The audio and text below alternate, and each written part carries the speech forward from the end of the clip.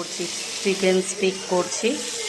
তো এই যে এখন দেখছো ঢেকে দিলাম, ওটা হতে থাক। আর দেখো এই যে মাংসটা, চিকেনটাকে টক দই দিয়ে নুন, গোলমরিচের গুঁড়ো আর দিয়ে মেখে রেখেছিলাম। তার মধ্যে ক্যাপসিকাম কেটে দিয়েছি, পেঁয়াজ কেটে দিয়েছি, আর দুটো তিনটে কাঁচা লঙ্কা চিটে দিয়েছি, আর একটা টমেটো দিয়েছি।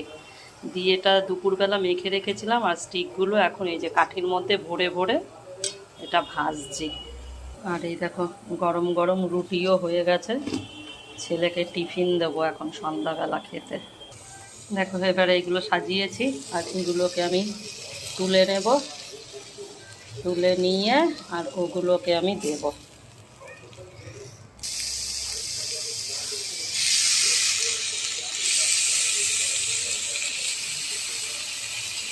দিয়ে ঢেকে দেবো, মনে হয় হবে না, একটা বের করে নিতে হবে।